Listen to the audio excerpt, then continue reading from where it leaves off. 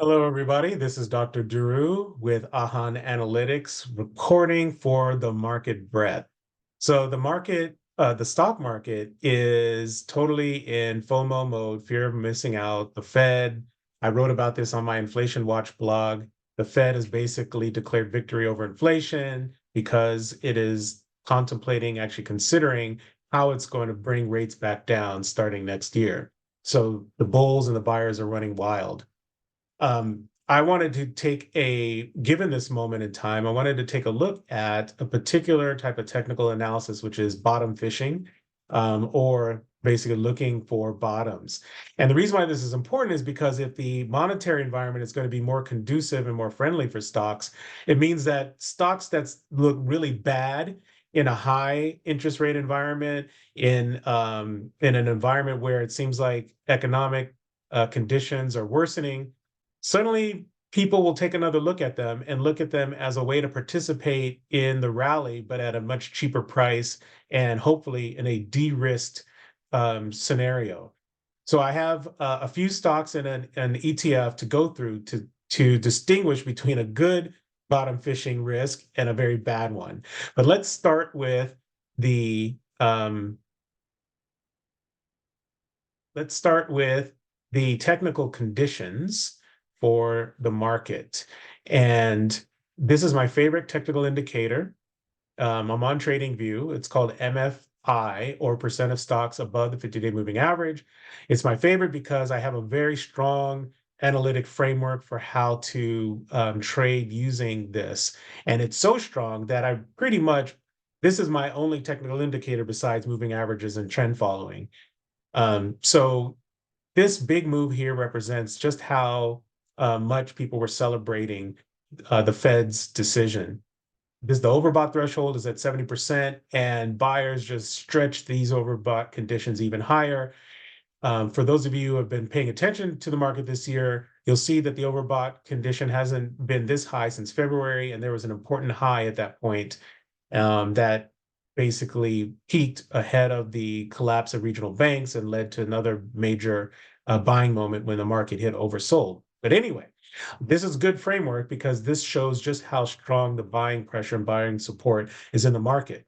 As I always caution my readers on drduru.com/122, all letters, no numbers or spaces, being overbought is not sufficient for getting bearish. Um, and it's not even necessary, of course, but it's definitely not sufficient. I don't get bearish until market breadth drops below the overbought threshold, or maybe it comes up against the overbought threshold and then bounces back down. And you can see how powerful that framework is in terms of lowering the risk of going short the market. But right now, I'm neutral. I'm not bullish because I see the risks. But I just wanted to point that out that this context means that there's a lot of buying support, and particularly because people have FOMO now and they're missing out on this strong rally, they're looking at cheap stocks. So my first bottoming case is Illumina, which is in the life sciences healthcare sector. And I really love this one. I missed out on the setup yesterday. I had it on my list. The reason why this is a great setup is it's yesterday's pop. This was a 7.7% gain, came as a confirmation of a 50-day moving average breakout. The 50-day moving average is this red line. The 20-day moving average, which is this dotted line, is starting to point upwards. So an uptrend, very short-term uptrend is building. And uh, it gapped down after earnings, but didn't go down any lower, which means that sellers may have exhausted themselves, and we can see the big green bars. So trading volume is higher than it's ever been. Sorry, I shouldn't say ever, but since it's been pretty much for most of this year, and that trading volume is green. That means this stock is likely in accumulation mode. Now, I had a little bit of FOMO myself. I bought a little bit of shares today because I didn't want to miss out on this move. It's a very high risk move, but it's supported again by the technical conditions I just pointed out. And I'm willing to accumulate more shares all the way back down to a retest of the 50-day moving average as support. So as a reminder, this is not a recommendation for anyone to do anything. This is how I am positioning myself. do your own homework, make decisions that are consistent with your own risk tolerances and your own financial situation. Okay, now let's take a look at another stock that's in a downtrend, and I'll make the case for why this is a horrible bottom fishing play. Now, a lot of folks will look at this and say, oh, this is so cheap. But you can see here, and I'm not going to go into the story, the poor story on Pfizer with this is a drug company and the problems with the pipeline. But you can see this downtrend is full on in effect. The 50-day moving average, the 20-day moving average are both just pointing downwards. You can't get more downtrendy than that. So if you are buying anywhere along here, your reason for buying must be because of fundamentals. And as you can see, the fundamentals have failed buyers for a very long time. In fact, this entire year for Pfizer. Now, maybe if you were following the technicals and you saw this 50-day moving average breakout, you said, oh, great, look, there could be a bottom. But, looking backwards, there's just very little support for that bottom. And even if you somehow convince yourself to buy that, once it dropped back below this downtrend, that's the time to get out. And indeed, if you had, you would have saved yourself a lot of money for the rest of this year. Now, I don't like to overly focus on what happened in the past because it's very easy to make stories and back into a narrative and reverse engineer things. But I think there's still some lessons to be learned about bottom fishing, what to do and what not to do here. So hopefully you can see the clear distinction between bottom fishing in a stock that's full on stop, full out, in the middle of a downtrend versus a stock that looks like it's finally making the turn, like Illumina. So let's look at a few others that look like they're making the turn. And again, if there are any questions, just drop them in the comment section on the bottom of the video. Now, TAN, which is the solar ETF, and I'm a big solar fan, so I was very disappointed to see it fall off a cliff in the summer, has been in a downtrend for much of the year. Again, based on this 50-day moving average coming down. You can see the 20-day moving average, though, has been going up for about a month.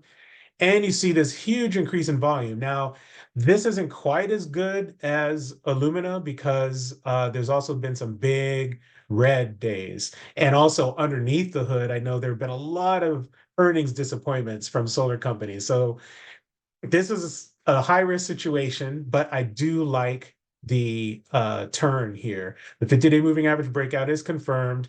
There's been high trading buying volume going into this breakout. I'm already an owner of First Solar, and I've been accumulating shares. Now I'm going to look at enhancing that position by getting into the solar ETF. But again, it's well above the upper Bollinger Band. I forgot to point that out in Illumina. Bollinger Band defines the two standard deviations, distance and price from the 20-day moving average. When a stock or ETF hits that band, it's getting stretched. When it's trading well above it, it is extremely stretched. But of course, again, my caution is when something is overbought, it can continue to be overbought for a while because trend following dictates that trends can last longer than you expect. And in fact, that's kind of what could be happening in the market now. I'm expecting a more cyclical behavior, but it looks like the market is into trending behavior. And I'm going to have to cover that in my blog at drduru.com/122. Okay, let's keep it moving. One more, FMC Corporation. This is one that I was bearish on for a long time because of this downtrend, and I bet correctly on a bad post-earnings gap down here. But now I'm taking a look and saying, oh, this stock now has potential to turn around. This downtrend was so strong, FMC barely peeked its head ever above the 50-day moving average and never even came close since late April, early May. So this is one serious downtrend. Again, if you're trying to bottom fish in this stock, good luck. But now there's a little bit more technical basis. I don't like the fact that volume's not picking up, so there's no basis there, but I do like this pop here. It's a confirmed 50-day moving average breakout. Again, it's overextended because it's above the upper Bollinger Band. But I did nibble a bit because the valuation is so low on this thing. In fact, let's take a look at the long-term view on this. I know Pfizer is like at a 10, 11-year low. So this is not a great reason for bottom fishing, but you can see that at the lows, FMC hadn't been that bad off since, or hadn't been that low since February 2017. So there's a case to be made.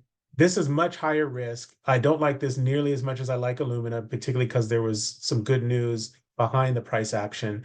And fortunately, there's an easy way to stop out to do a stop loss, which is below the 50-day moving average. Because this is an aggressive speculative move that I'm making, I probably wouldn't stop out there. I would stop out below the 20-day moving average. That would put the fear of further losses in me. Okay, so hopefully I made the case for what the trading strategy should be if you want to take the risk and speculate on a bottom. I also wrote a post on my blog called Celebrate with Buyers. And that one also explains this technique in more detail. But again, remember, there's just no guarantees. As a trader, all you're trying to do is improve the odds in your favor. You don't know what the starting odds are. You don't know what the ending odds are. You just know that the odds are better given the amount of discipline that you put into the narrative or the trade execution. So let me quickly go to my favorite trade support tool, which is swingtradebot. I am a good friend of the creator of this platform. Once again, I am a subscriber, so some of the things I'm doing, you may not be able to do if you're not subscribed. I just want to show really quickly end of day scans. Go to the 50-day moving above the 50-day moving average. And why I'm doing this is because if you use SwingTradeBot to look at stocks that have crossed above the 50-day moving average, you're going to powerfully see this turn that I'm talking about that makes for good potential candidates for bottom fishing. So as I always do, I click on As Charts because I like to look at it visually. You can see that in some cases, some of these have like just gone way, way up. And I forgot to mention that these stocks are sorted in descending order of volume surge, which is volume over trading volume for the day over the average trading volume. And the reason why you do that is because when volume surges, it's more supportive of the pricing action. So I wouldn't chase any of these because this is just huge price action, but there's some ones here that are looking kind of promising. Opera Limited, I've written about. This one looks like it could be promising. Match Group, which I've been in, long suffering. It's turning the corner here. And let's just look at one more. Oh, and check this out, RVTY, this healthcare and diagnostics research. It looks like it could be turning the corner. Again, no guarantees, but this is just a quick way of scanning to look for additional bottom fishing candidates. I'm not going to do a full tutorial on SwingTradeBot here, but I just wanted to point that out as another way of just pulling together a candidate list. But again, be disciplined and rigorous about supporting why it is that the risk is worth it and that the speculation makes some kind of sense. All right. Again, any questions, put them in the comments. Otherwise, I will see you the next time. And subscribe to my channel for more of these kinds of videos and others about the stock market, analytics, the economy, inflation, or go to my blog at drduru.com/122 and subscribe there. All right, everyone, take it easy.